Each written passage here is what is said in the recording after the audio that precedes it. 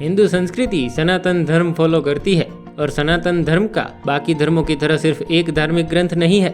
हिंदू धर्म में साहित्यों की पूरी लाइब्रेरी है भाई।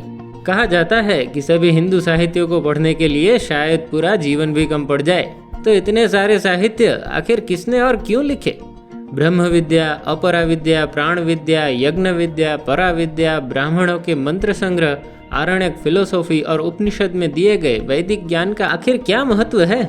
भारतीय संस्कृति के अमूल्य वैदिक ज्ञान का भंडार आपको चौंका देगा। हिंदू स्क्रिप्चर सीरीज में हम आपको सारे हिंदू साहित्य का सारांश देने का यथाशक्ति प्रयत्न करेंगे। अच्छे से समझने के लिए कृपया वीडियोस को पूरा देखिएगा, लाइक और शेयर करना भी ना भूलिएगा। अगर आपने प्रकल्पम चैनल सब्सक्राइब नहीं किया है तो कृपया कर लीजिए, क्योंकि हम आपके लिए ऐसे ही ज्ञानवर्धक वीडियोस लाते रहेंगे। मैं हूं कौशल भट्ट, प्रकल्पम में आपका स्वागत करता हूं।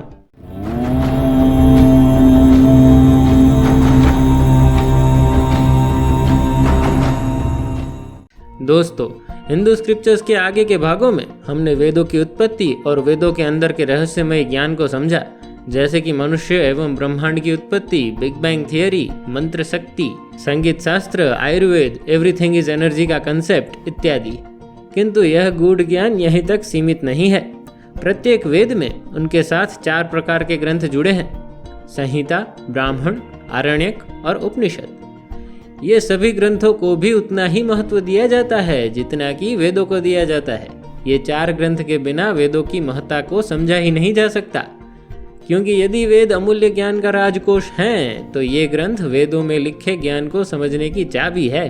चलिए जानते हैं क्या लिखा है इन ग्रंथों में। संहिता का अर्थ होता है संयोग या संकलन। सभी वेदों के मंत्र संग्रह को संहिता कहा गया है, जैसे ऋग्वेद संहिता, सामवेद संहिता, यजुर्वेद संहिता और अथर्ववेद संहिता, जिसकी महत्ता के बारे में हम वीडियो के अंत में बताएंगे। संस्कृत शब्द ब्राह्मण ब्रूह से लिया गया है, जिसका अर्थ है विस्तार करना या बढ़ना। ब्राह्मण ग्रंथ प्रत्येक वेदों में बताए गए अनुष्ठानों को करने का तरीका और मंत्रों का मतलब समझाता है। ब्राह्मण ग्रंथों में त्याग और यज्ञ के पीछे के विज्ञान का भी वर्णन किया गया है। संक्षिप्त में जाने तो ब्राह्मण ग्रंथों में यज्ञ करने की विधि एवं वेद मंत्रों का अर्थ निंदा और प्रशंसा के साथ समझाया गया है। मतलब शास्त्रोक्त विधि के फायदे और इन रिचुअल विधियों का पालन ना करने वालों को होने वाली हानि का विस्तृत वर्णन है ब्राह्मण ग्रंथों में। ऋग्वेद ब्राह्मण में ऐतरेय और सांख्यायन का समावेश होता है। ऐतरेय का अर्थ ऐथ्रेय से लिया जाता है, जिसका मतलब ऋत्विक होता है, यानी यज्ञ कराने वाला पुरोहित।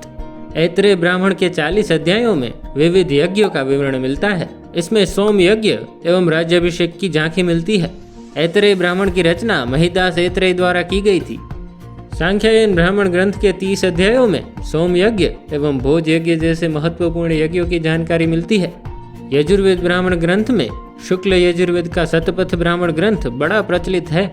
इसमें पंचमहायज्ञ, स्वाध्याय प्रशंसा, प्रायश्चित, वाजपेयी यज्ञ, अश्वमेघ यज्ञ, राजसूय यज्ञ, पुरुषमेघ यज्ञ, अग्निहोत्र यज्ञ, आध्यात्म विद्या एवं पिंड पितृ यज्ञ का विवरण मिलता है। यजुर्वेद ब्राह्मण के कृष्ण यजुर्वेद में तैत्तिरीय ब्राह्मण, मैत्रायणी ब्राह्मण, कठ ब्राह्मण, कपिष्ठल ब्राह्मण का समावेश होता है। सामवेद ब्राह्मण में तांड्य, षड्विंश, संविधान, अर्षेया, देवताध्याय, उपनिषद ब्राह्मण ग्रंथ, संहितोपनिषद, वंश ब्राह्मण एवं जैमिनीय ग्रंथ का समावेश होता है। अथर्ववेद ब्राह्मण ग्रंथ में गोपथ ब्राह्मण ग्रंथ का समावेश होता है। अरण्य का अर्थ है वन। अरण्यकों को आमतौर पर जंगलों में पढ़ा और विकसित किया जाता था, जबकि ब्राह्मण ग्रंथ को रहने की जगह में बनाया जाता था। वर्णाश्रम के तीसरे आश्रम वानप्रस्थ में ऋषिगणों के वन भ्रमण समय हुए ब्रह्म ज्ञान के विषयों को अरण्यक ग्रंथ कहा जाता है। यही ऋषिगणों ने हमारे एंशिएंट साइंस की नींव रखी है। यही ऋषि हमारे महान साइंटिस्ट थे, जो केवल मनुष्योद्धार हेतु वर्षों वर्ष तपस्या करते थे और विज्ञान के असंभव लगते विषयों का उत्तर गहन मनन चिंतन करके प्राप्त करते थे। संक्षेप में अरण्यक ग्रंथों में मंत्रों के माध्यम से ब्रह्म विद्या अर्थात पराविद्या तथा अपरा विद्या उपासना अर्थात ध्यान और प्राण विद्या के बारे में गूढ़ ज्ञान संकलित किया गया है। यहाँ अपरा विद्या का मतलब भौतिक ज्ञान से है, जिसको हम अपने शरीर की इंद्रियों से समझ सकते हैं। और पराविद्या का अर्थ मूल प्रकृति एवं पर ब्रह्म का ज्ञान होता है। स्वयं को पर ब्रह्म प्रकृति का ही अंश जान लेना ब्रह्म ज्ञान है। एक बहुत ही गूढ़ ज्ञान।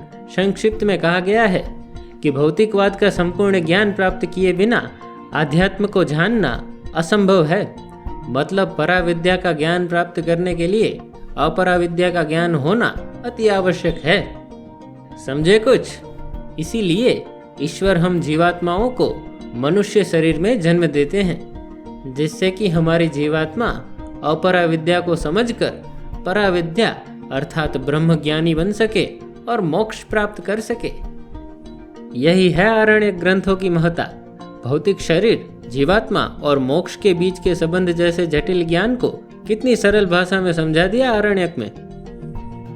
ब्राह्मण ग्रंथों के समान विभिन्न आरण्यक ग्रंथ भी समय के साथ खो गए और वर्तमान में केवल 7 आरण्यक ही बचे हैं, जिसमें ऋग्वेद में ऐतरेय और सांख्यायन, सामवेद में जैमिनी एवं छांदोग्य, यजुर्वेद में बृहदारण्यक, तैत्तिरीय और मैत्रायणी का समावेश होता है।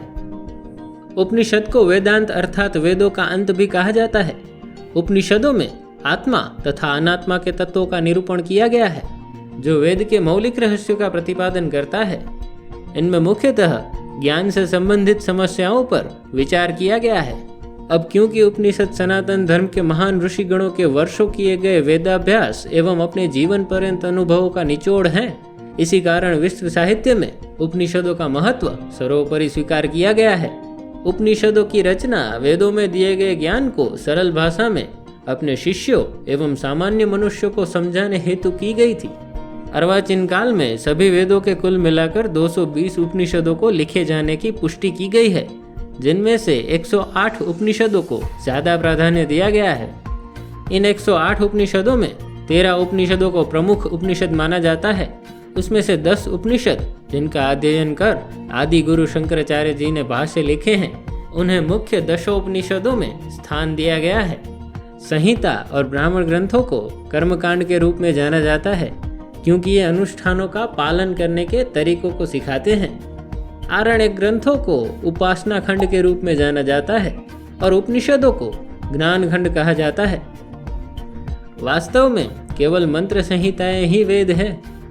अन्य दूसरे साहित्य जैसे ब्राह्मण, आरण्यक एवं उपनिषद ऋषियों द्वारा लिखे गए हैं। यह सब मनुष्यों की रचनाएं हैं, परमात्मा की नहीं।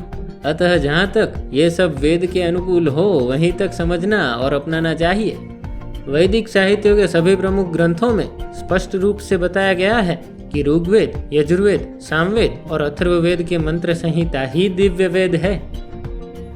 अब वेदों की महत्ता की बात करें तो उपनिषद, गीता जैसे सभी दार्शनिक ग्रंथों का उद्गम भी वेद ही हैं। यह सभी ग्रंथ वेद और सत्य को समझने के लिए ही बनाए गए थे और इन ग्रंथों में ऐसी कोई बात नहीं है जो वेदों में पहले से ही संकलित ना हो। वैदिक ज्ञान ही परम सत्य है और अन्य ग्रंथ तो उस तक पहुंचने की सीढ़ियां मात्र हैं। इसलिए हमें ध्यान रखना चाहिए कि कहीं कोई सीढ़ी हमें वेदों से दूर तो नहीं ले जा रही। दोस्तों, जैसे कि हमने कहा, वेदों की उत्पत्ति का बहुत गूढ़ तथ्य जो वेदों में लिखा है उससे हमारा मॉडर्न साइंस अभी तो बहुत दूर है। वेदों के अनुसार वास्तविक रूप में वेद कोई साहित्य नहीं है, वे शाश्वत हैं। उनका कोई आरंभ या अंत नहीं है। युगों की साइकिल के साथ सृष्टि का सर्जन और विनाश होता रहता है, किंतु वेदों का ज्ञान हर सृष्टि सर्जन के आरंभ में परमात्मा द्वारा मनुष्य को दिया जाता है। जैसा कि हम वैदिक ज्ञान द्वारा समझ पाए हैं, हम मनुष्य, पृथ्वी या पूरा ब्रह्मांड एक कंपन मात्र है। यह कंपन ही प्रकाश है। हमारे आसपास और हमारे बाहर जो कुछ भी है वो हमारे अंदर ही रहता है और यही हमारा अस्तित्व है। ये प्रार्थनाएं और मंत्र हमें सृष्टि के सर्जक के पास वापस लाने के लिए एक निर्देशित ध्यान मात्र है, अज्ञानता के अंधकार से मुक्त होने के लिए और स्वयं को बेहतर ढंग से जानने के लिए। जब हम परमात्मा को जानकर साकार हो जाते हैं और परमात्मा से जुड़ जाते हैं तो ये उस होलोग्राफिक अनुभव अर्थात हमारी 3D दुनिया जो वास्तविक नहीं परंतु मिथ्या है उससे मुक्ति देता है, जिसे हम जीवन कहते हैं। परमात्मा को समझकर उसी में समा जाना, इसीलिए मोक्ष कहा गया है। हिंदू स्क्रिप्चर सीरीज के तीसरे भाग में बस इतना ही। चौथे भाग के वीडियो में हम स्मृति साहित्य के बारे में जानेंगे, जिसकी लिंक डिस्क्रिप्शन में दी गई है। अगर आपके पास वेदों से जुड़ी कोई रोचक जानकारी या प्रमाण है तो कृपया कमेंट कर लोगों तक वेद ज्ञान पहुंचाने में हमारी मदद करें। आपके विचार हमें कमेंट्स में ज़रूर से बताइएगा दोस्तों। आशा करते हैं कि आपको ये वीडियो पसंद आया होगा। वीडियो को लाइक करिए, शेयर करिए और प्रकल्पम चैनल को सब्सक्राइब करिए। प्रकल्पम की ओर से धन्यवाद।